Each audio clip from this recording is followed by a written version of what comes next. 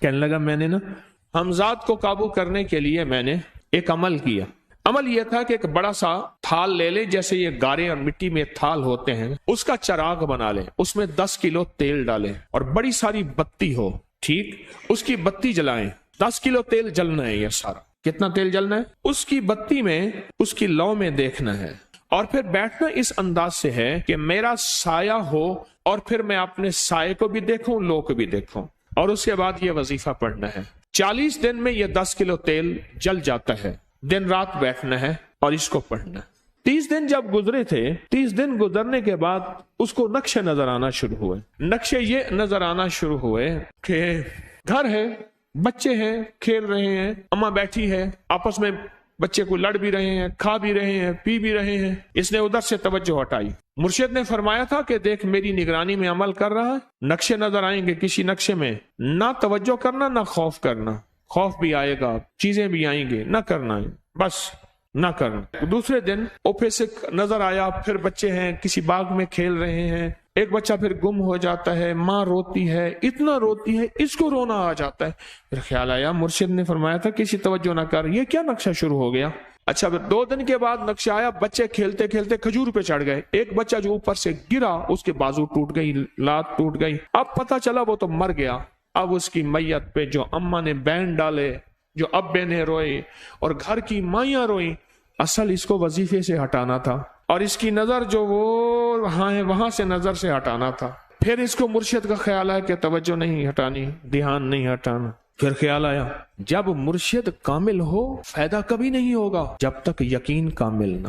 اصل توجہ ہٹانی ہے. اور بہت زیادہ رونا اور اتنا رونا کہ سرکار کا خیال آیا، بچے کو لے جا رہے ہیں، اس کی میت پھر قبر کھود رہے ہیں، پھر اس کا یہ کر رہے ہیں. رونا اتنا کہ اس کے آنسوں، رونے کی کوئی کیفیت تھی مائیوں کی. 2 دن ابھی رہتے تھے 40 دن میں سے. تو پھر وہی گھر نظر آیا، بچے کھیل رہے ہیں. شوہر آیا، اس نے آ کے کہا مجھے روٹی دو. اس نے کہا گھر میں تو کچھ بھی نہیں ہے، لکڑیاں ہی نہیں ہیں، آپ نے کچھ دیا ہی نہیں. میاں بیوی کی لڑائی ہو گئی. اس نے کہا پھر ٹھیک ہے، میں آج سب کو جلا دیتا. اس نے کہا لکڑیاں لے آیا، ادھر ادھر سے لکڑیاں لا کے نہ سے اس نے وہ لکڑیاں جلائیں، بچوں کو اٹھا کے جو ڈالا آگ میں، جو چیخیں نکلی بچوں، دوسرے کو پکڑ کے ڈالا، تیسرے کو ڈالا، چوتھے کو ڈالا، آگ میں ڈالتا جا رہا ہے.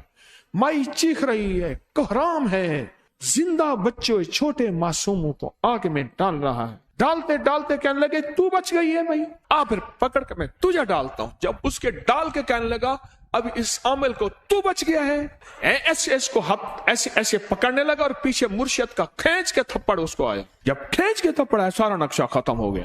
اوہو، کہنے لگا یہ کیا تھا. مرشد کامل ایسا ہوئے جرا لولوں دے وچ وسے ہو، نال نگاہ دے پاک کریندا، نہ صابن سجی دھتے ہو. یہ اس وقت ہوگا جب یقین ہوگا، جب تیرا یقین کمزور ہے. مرشد کامل ہے، یقین کامل نہیں ہے، ناکام رہے گا ساری زندگی، تھرمامیٹر لگاتا رہے گا. کوئی کہہ دے گا کہ تیرا مرشد 1 نمبر ہے، ولی ہے، کہا سبحان اللہ. کوئی کہہ دے گا 2 نمبر ہے، کہے توبہ توبہ. ساری عمر اسی زندگی میں رہے گا، کبھی نہیں پا سکے گا. 40 دن کے بعد مرشد کی خدمت میں حاضر ہوا اور سارے نقشے بتائے. فرمایا نہ بتاؤ، ہم دیکھ رہے تھے.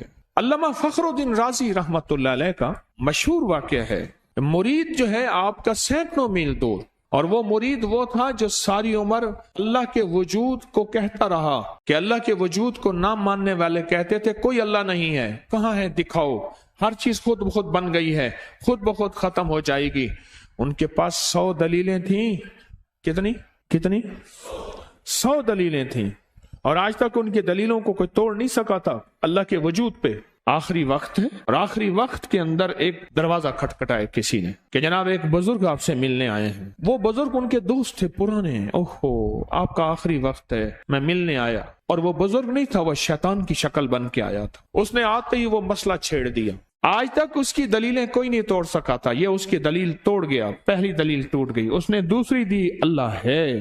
اس نے 2 دلیل بھی توڑ دی کہ اللہ نہیں ہے. اس نے تیسری دی اللہ ہے. اس نے وہ اپنے علم کی طاقت، وہ دلیل بھی توڑ دی. چوتھی 99 دلیلیں توڑی، ابھی 1 دلیل باقی رہتی ہے. اگر وہ بھی دلیل گئی تو یہ بھی کہتا ہے اللہ نہیں، اور آخری وقت میں رب کے وجود کا انکار کر کے خاتمہ خراب کر کے گیا. مرشد وضو فرما رہے تھے. دور کہیں میلوں میلوں دور اللہ نے اپنی طاقت قدرت سے نقشے ہٹائے سامنے سے، اور نقشے ہٹائے کہ تیرا مرید گیا، وہیں سے وضو کا پانی چلو بھر کے نا زور سے پھینکا، اور کانوں میں آواز آئی کیوں دلیلیں دے رہا ہے؟ تو نہیں کہتا میں نے اللہ کو بغیر دلیل کے مانا، تو دلیلیں دے رہا ہے؟ کیوں نہیں کہتا کہ میں رب کو بغیر دلیل کے مانتا ہوں؟ علامہ رضی اللہ تعالیٰ عنہ امیر المومنین مسجد نبی میں خطبہ دے رہے ہیں، حضرت ساریہ صحابی تھے، وہ اس لشکر کے سپہ سالار تھے، میلوں سے میلوں سینکڑوں میل دور ایسے نقشے ہٹے، اور خطبے کے دوران انوکھی بات کہہ دی، یا ساریہ الجبل، ساریہ پہاڑ کے پیچھے دیکھ دشمن وہاں سے حملہ کر رہا ہے، اور پھر خطبہ شروع کر دیا۔ جمعہ کا خطبہ تھا، لوگ حیران، یہ امیر المومنین نے کیا فرما دیا؟ جب حضرت ساریہ کا قافلہ آیا واپس تو فرمایا فلاں وقت فلاں لمحے فلاں وقت میں جمعے کے دن فلاں لمحے میں امیر المومنین آپ کی آواز آئی تھی، اگر نہ آتی تو دشمن نے پیچھے سے مقابلہ حملہ کر دیا تھا اور ہمیں کاٹ کے رکھ دیتا، ٹوٹے ٹوٹے کر دیتا۔ آپ کی آواز آئی، ساریہ پیچھے دیکھ دشمن حملہ کر رہا ہے پہاڑ کے پیچھے، یا ساریہ الجبل۔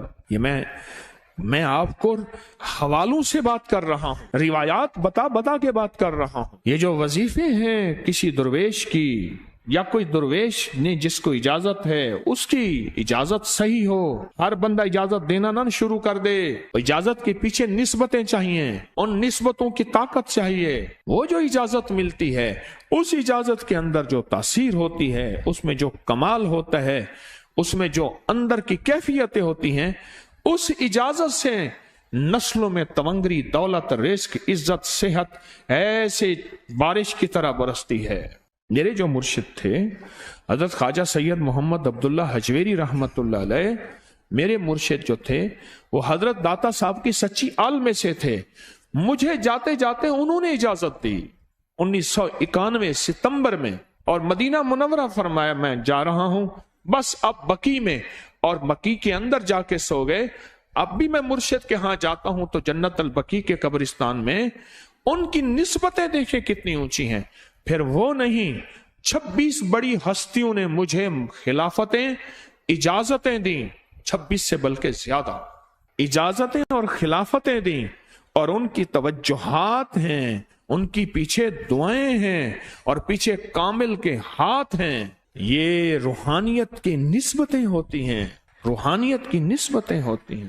ان نسبتوں کے ساتھ جیسے آپ تسبیح خانے میں ماشاءاللہ پوری دنیا میں لوگ یہاں آئے ہوئے ہیں، اور بڑے بڑے ہستیاں یہاں آئی ہوئی ہیں جو مٹی ہو کے چٹائیوں پہ پڑے ہیں، خواتین میں بھی مردوں میں بھی، بڑے بڑے عہدوں والے، عزتوں والے، بڑے بڑے مقام والے یہاں اپنے مرشد خانے میں بے حیثیت ہو کے پڑے ہیں۔ جو بے حیثیت ہو کے آتا ہے اللہ اس کو عزت اور